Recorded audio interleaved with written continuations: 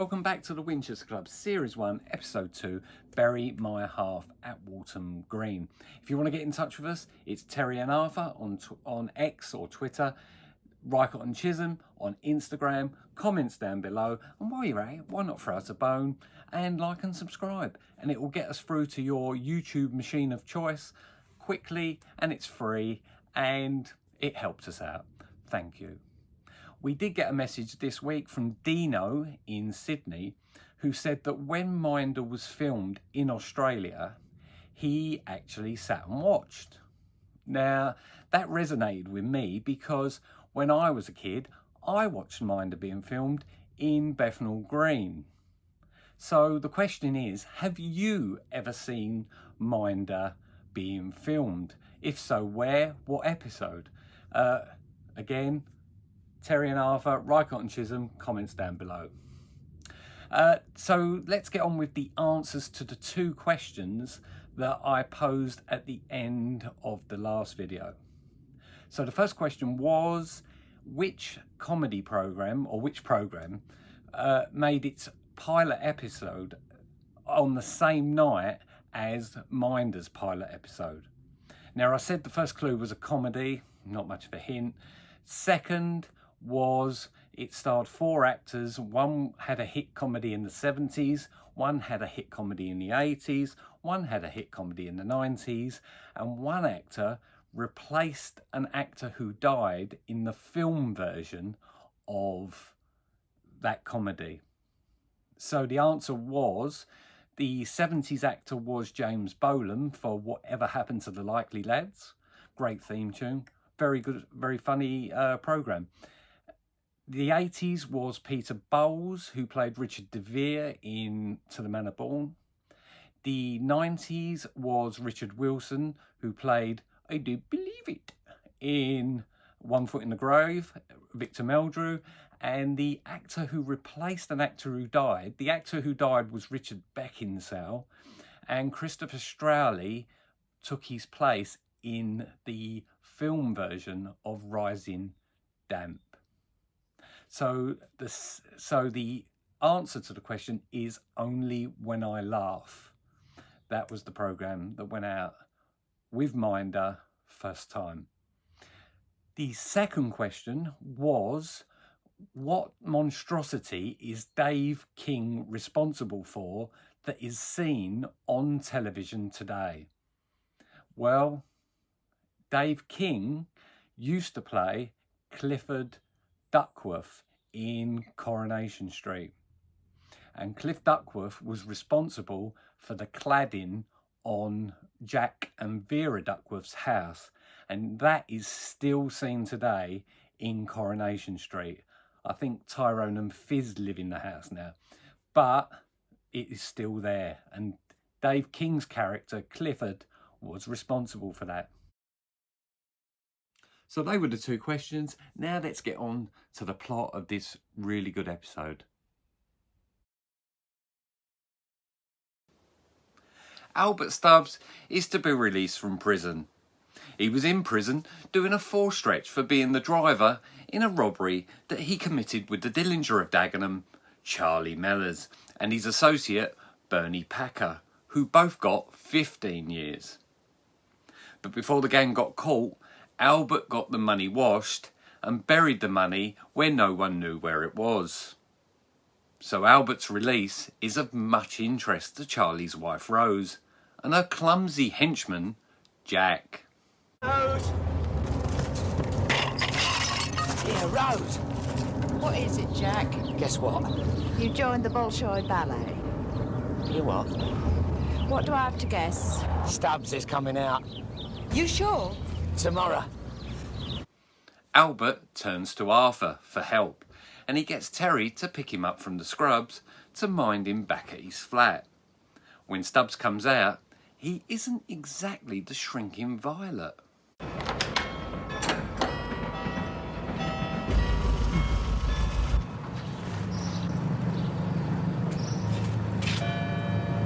There he is.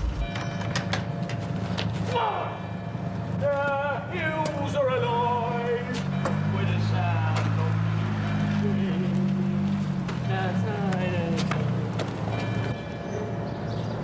Oi, you Stubbs? Yeah. Yeah, we'll cut the bleeding cabaret and get in.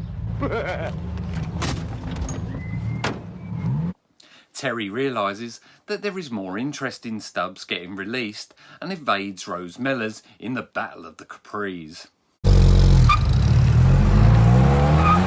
What's it? Get a move on, Jack. Oh, shut up. I'm doing me best, and I. Look, you're losing him. Move it. You, Terry. I hope so, pal, for your sake.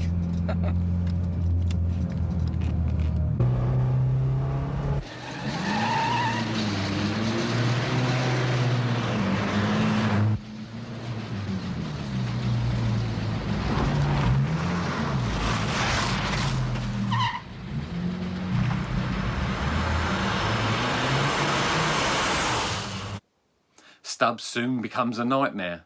Could this really be a robber who wants to lay low? After going for supplies, Terry's nightmare deepens when Stubbs goes missing. He eventually finds him in the Bricklayer's Arms, where the whole pub has heard him shouting about his connection with Charlie Mellors. 2 pence for a pint of bitter is daylight robbery. Aye, well, you'd know more about that than me. Oh, my aching ribs. Tres amusanti. Charlie'd appreciate that one. So, you knew Charlie Mellors and Bernie Packer, eh? Yeah, we're mein Herr. The Dillinger of Dagenham, what? How one comes to despise the gutter press. Cheerio.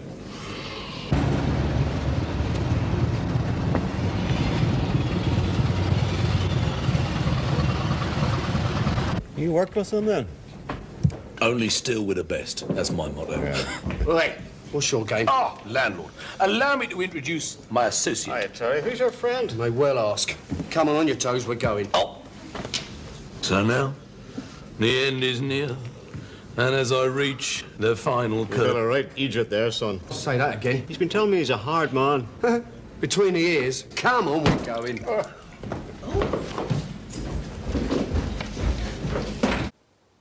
Terry gets Stubbs securely back in the flat. Surely it couldn't get any worse. Well, when Stubbs calls a radio competition and gives out Terry's address, Rose Mellors is quickly on the case. And it's not long before Jack breaks into Terry's flat, and while Terry is distracted, Jack coshes Terry on the back of his head and kidnaps Stubbs.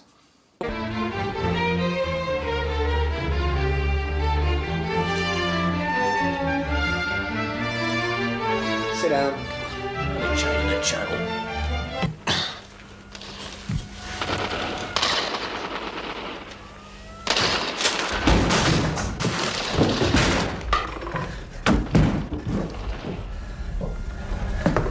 Ah, now that's not fair. I want him. No, you don't. Yes, I do. Oh, I'm sorry, pal, you can't have him. Out of my way, Doris. Now, you know the rules. I'm minding it. Now, if I was to let you have him, well, my reputation would be shot, wouldn't it? I wouldn't get a job anywhere, would I? Now, you know that, don't you? Look, I can explain.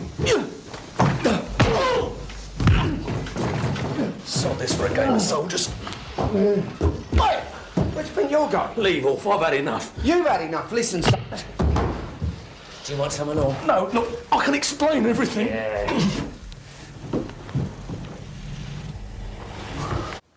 Back at Rose's nursery, she immediately realises that this is not Stubbs, but George Wilson. Terry, still under the apprehension that he's lost Stubbs, goes to Arthur's flat to break the bad news, where he finds the real Stubbs with Arthur and the news that he was minding a decoy all along. No, don't worry about Terry. He knows his job.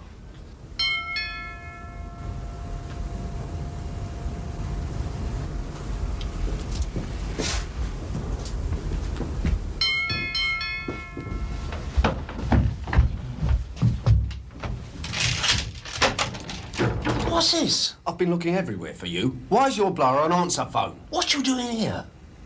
What do you want first, Arthur? The bad news or the really bad news? What's happened? Well, open the door. It's Stubbs. What's happened?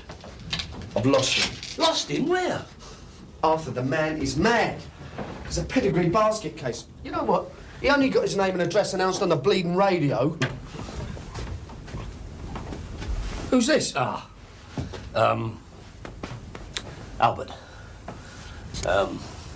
Albert Stubbs.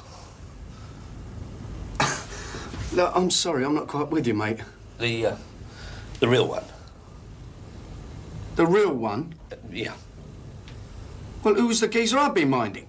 Well, Well? Come on, who's that clown who's been sending me round a twist? decoy. Decoy? Oh, this is interesting. This is very interesting. Well, no, you see, Albert here knew there'd be some people waiting for him when he came out, so he did a deal with another bloke who looked a bit similar, who was coming out on the same day, so that he could sort of draw their fire, so to speak. And where, so to speak, do you fit in? Coordinator, that's all. Where's Wilson? Who's Wilson? George Wilson. Your man, one of the best con men in the business. Arthur, I should smack you. Now, you've got no right to use me like this. I suppose it never occurred to you to let me in on it. No, listen, son, I'm sorry, but I was following the need-to-know principle. The what? Well, the less you know, the less you can tell. It's all the rage in MI5. Terry then warns Arthur to stay put and returns to his flat where he finds Rose, who tells Terry that all she wants is her share of the money. She then uses her feminine charms on Terry, who doesn't need any encouragement, by the way, to tell her where Arthur lives and where she can find Stubbs, in exchange for George. But Terry has a plan, which involves, to be honest, driving around the block a few times and Jack's Capri purposely facing the wrong way with no power steering. You could turn an aircraft carrier quicker. Meanwhile, Terry carries out the old switcheroo with the 2 green minis. Arthur then leads Rose and Jack on a magical mystery tour with George, while Terry and Stubbs go to Waltham Green to dig up the money. Jack obviously wouldn't make a taxi driver if he thought that going over Hammersmith Flyover was halfway to Luton. We're halfway to bleeding Luton. Just keep him in sight, Jack. Back in what they think is the safety of Terry's flat, which is a surprise, Terry and Stubbs open the box to find the 50 grand in £1 notes. Just at that moment, Rose and Jack burst through the door and they divvy up Charlie's share that Rose is going to pocket. Albert then has to begrudgingly split his share with Terry and Arthur and moans that it was hardly worth it, although his share still looks pretty big under that coat. So Terry and Arthur end up back in the bricklayers to drown their sorrows. Could things really get any worse for Arthur, who is already well out of pocket?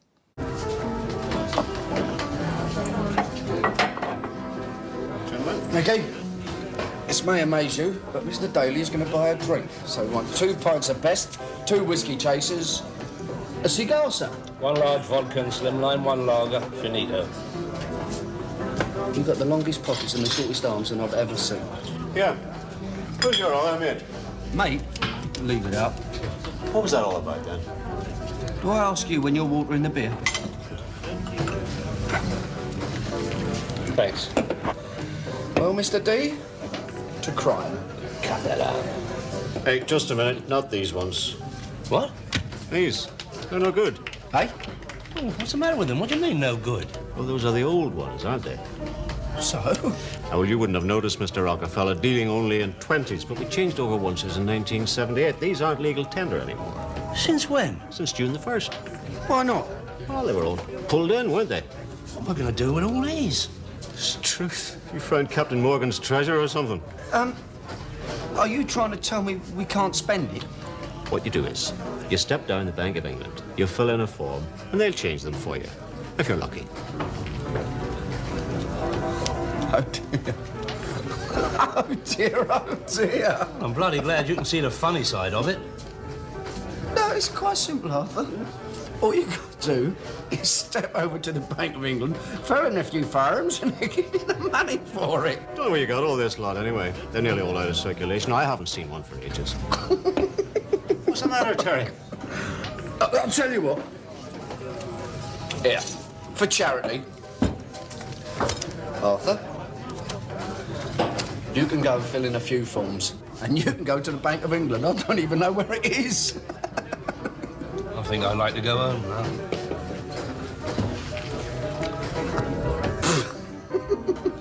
So that was episode 2, Bury My Half at Waltham Green. We're now going to go over to talk about some of the brilliant actors who were in this episode, plus an extended biography of George Cole. So let's waste no further time and get over to those actors.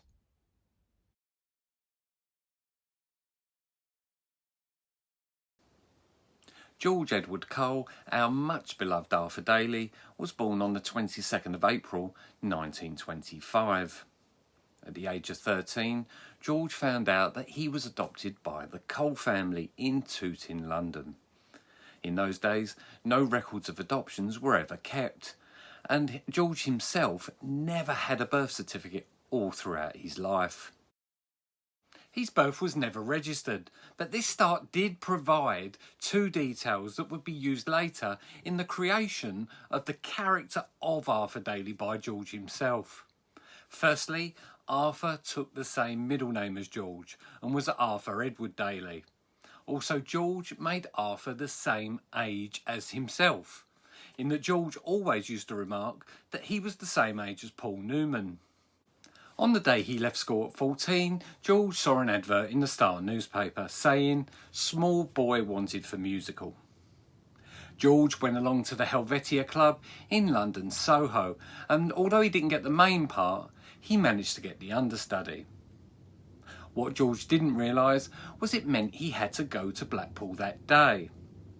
So he sent his parents a telegram that read, "Have gone on the stage, will write, love George." People used to wrongly assume that this was George running away from home, but that couldn't have been further from the truth. George loved his adoptive parents and sent them a 5-shilling note from his wages every week. Packages used to come back full of sweets and cakes, so his parents were very supportive.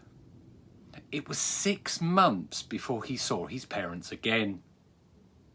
In 1940, he went to an audition for a play called Cottage to Let at the Wyndham's Theatre in London. It then went on to be a film. This is where George met the greatest influence in his life, Alistair Sim. Alistair Sim arranged for George and his mother to be evacuated from London to Oxfordshire due to the Blitz. After the war and getting demobbed by the RAF, George settled into a pattern of plays that were then followed by TV and film versions.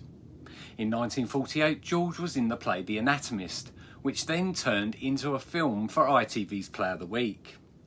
In 1951 came George's favourite role in films, starring in Scrooge as the young Ebenezer. And I've got to say, this film is an absolute must at Christmas. This adaptation of Charles Dickens' A Christmas Carol is widely recognised as the best version. In 1953, George got the part of David Bliss in the radio show The Life of Bliss.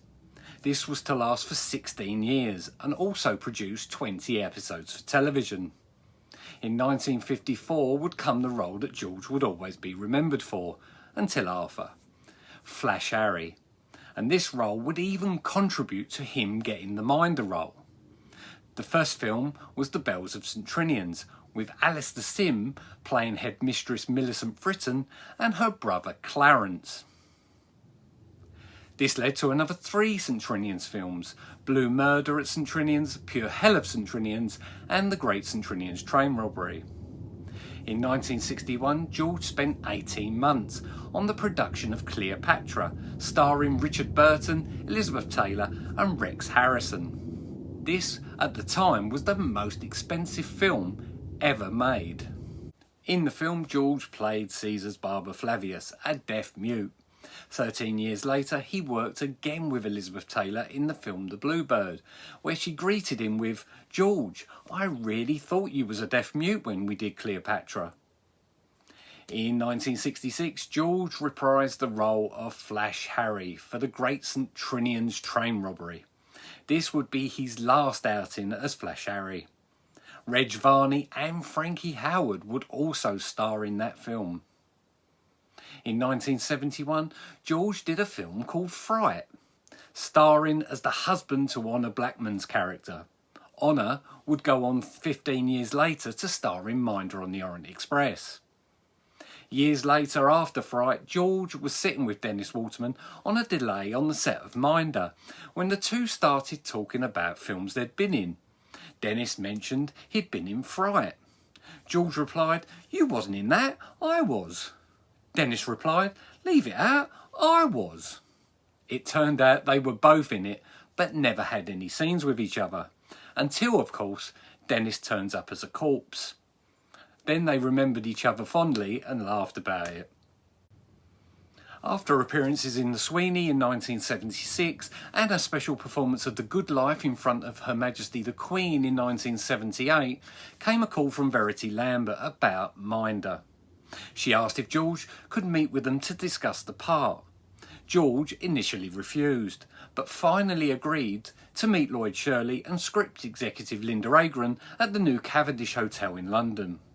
Linda and Lloyd were waiting when George walked in wearing his hat and coat and walked to the bar. Linda instantly turned to Lloyd and said, "I think Arthur Daly has just walked into the room."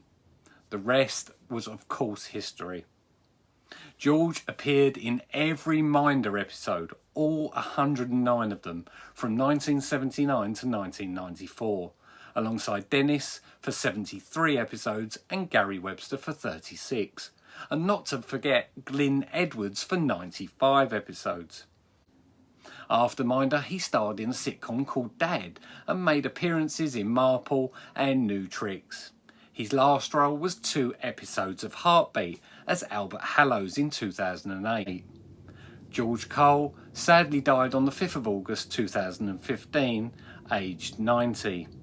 He was married twice and had 4 children, and all the remaining members of the Minder cast were at his funeral in Reading, Berkshire. Just leaves us to say, thank you, George. Anne Lynn plays Rose Mellors in this episode and makes a second appearance as Rose in Diamonds Are a Girl's Worst Enemy in the second series of Minder. Like Dennis Waterman, she made appearances in both Euston Films' Armchair Cinema and Special Branch. But what she's most famous for, of course, is for playing 2 mums. First, she played Rita Pinner, mother of Vincent Pinner in The Wonderful Just Good Friends. Seen here with Sean Curry, who went on later to play Sprott of the Yard in Sorry Pal, Wrong Number, and in Series 8, Guess Who's Coming to Pinner. Anne also played the mum of Raquel in Only Fools and Horses.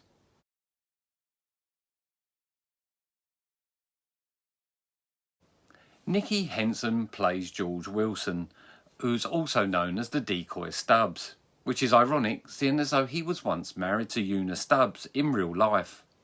As an actor, he's been in countless films and shows including Downton Abbey, Inspector Morse, and even replaced Kenneth Cranham as Harvey Moon in Shine On Harvey Moon.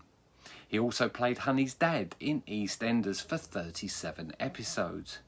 But Nicky, for me, reached immortality in the role he played in 40 Towers as Mr. Johnson, who books in to share a room with his mum with Sybil fawning all over him. Basil doesn't trust him and thinks he's smuggling his girlfriend into the hotel.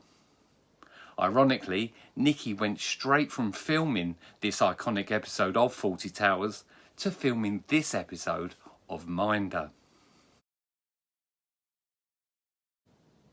Kenneth Cope played Albert Stubbs and went on to make 2 more Minder appearances as Scooter in Waiting for Goddard and as Phelan in Bring Me the Head of Arthur Daly in Series 10.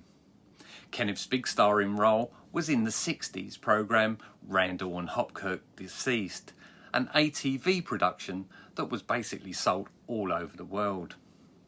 In 1971 though, he would play the part of Vic Spanner, the trade union leader in Carry On at Your Convenience.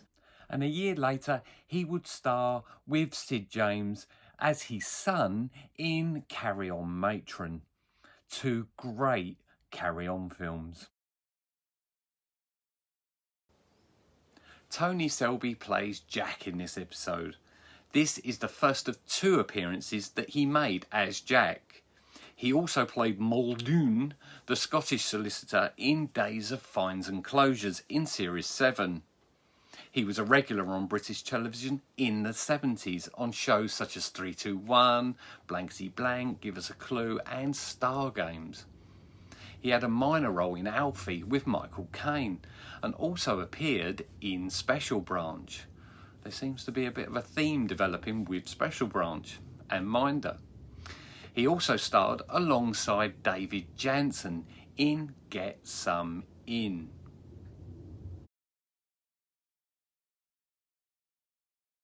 Welcome to location 1 of episode 2. This is where Rose Mellor's nursery was, just on that building there where the sign is. We know this because just behind me are these windows, and as you can see from the actual episode, Rose can see these windows that are just behind me when she's serving a customer. So let's get on to location 2.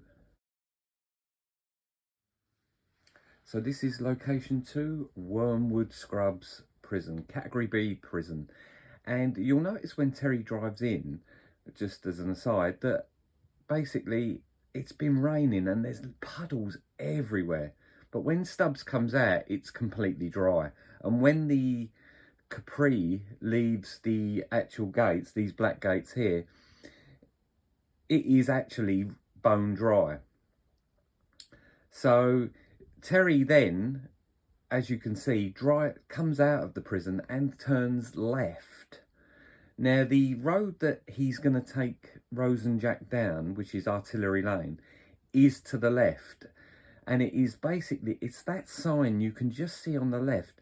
So what they did was they made a little bit of a car chase, but they used the other direction.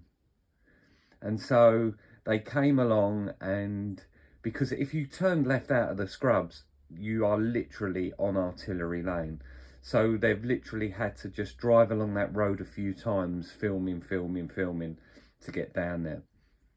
And so the front of Wormwood Scrubs is location 2. So let's get on to location 3, which is just down the side of the Scrubs. So this is Duquesne Road. We're coming westbound, whereas Terry was just coming up to then turning on the right here, eastbound. The prison is up there on the right, and basically they just went up and down this road. These flats on the left, you can actually see in that Terry comes towards them. They've been painted since, but they are the flats on the left. Whereas Artillery Lane is the road that Terry pulls into just here where this car is coming out. And he does the left into this road, whereas we're doing the right. And as you can see, Wormwood Scrubs Prison is right here on the left. This is the prison wall on the left. So Terry comes down here, and just where this car is passing, Terry pulls in just there.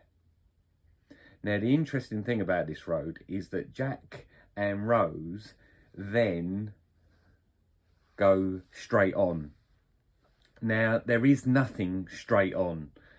A couple of months ago, I did a job for someone and they wanted somewhere down Artillery Lane. And we went down there and we had to go into the hospital car park, through the hospital car park, through another gate, and right at the bottom there is the Linford Christie Stadium, which obviously wasn't there when Minder was filmed because Linford Christie hadn't done his thing. So let's get on to location number 4. Location number 4, and this is this building here on the corner. by the cycle rack. This was where the Bricklayers Arms was, in Russell Gardens, on the corner of basically Russell Road. So it's no longer there now, it was demolished ages ago. But as Terry and Arthur are in the pub at the end, you can just see behind them out the window that road there by the tree, and you can just see them looking down the road behind them. You can see that road is in the background. And Russell Gardens was also the road that Terry ran down with the shops to see where Stubbs was. The Winchester didn't come in to Minder until the next episode, so this was where the sort of drinking hole that they used. So let's get on to the next location. So this is the next location. This is Fitzjames Avenue, and this is where Arthur Daly lives. That block there with the white circular building, that's the bit you see out of one of those windows all the way up there. This is the block that Arthur lives in. Well, this is the block that Arthur lives in at the start. Midway through the episode, he walks out with Stubbs by that post box, and that is on the other side of the road. So that's two buildings in this turning he's lived in. Later on in the series, you will see a third building that he lives in, because he literally goes home in another episode where he's drunk in Fitzgeorge Avenue, which is just further up. So in the same turning, Arthur has lived in sort of three different places, really. So let's get on to the next location. So then Terry and Jack drive basically just around the block a few times using the local streets. By the way, this is where later on Terry's actual flat that everyone recognises is literally just round the corner here in Gwerda Road. So basically they just go on a tour of the block round while Terry's wasting time. Then Terry and Jack and Rose, they come into Fitzgeorge Avenue, which leads basically down to Fitzjames Avenue. It's literally 200 yards. And this is where Terry comes in. And it's important that he does come in from this end, because he then leaves the car here where it's facing that way, so that when Arthur and Stubbs drive off behind them, Jack then has to turn around and he loses them for a brief moment, where then they go on to switch to minis. And just here by these trees, because you can see these trees in the episode, this is where in Edith's Road that they switch to the minis. Terry drives off past Edith Road with the junction of Glazebury Road, and this is the junction today, as you can see by the post box that's on the right. So let's round off this video with the old Minder whiteboard of quality. I'm going to give this episode 7.9 because it's a good episode, but it's just not enough Arthur for me. The comedy is there, but Arthur is just not at the forefront of it. But that will take it to the top, because I think it is better than Gunfight. So I'm going to leave you with a question for next week. And it's courtesy of my mate Glenn. Which actor has the longest gap between two appearances in Minder?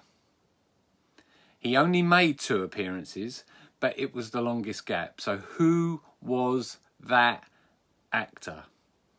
And I'll give you a clue, it's in the Terry episodes. So we'll leave you till next time. Series 1, Episode 3, The Smaller They Are. See you soon.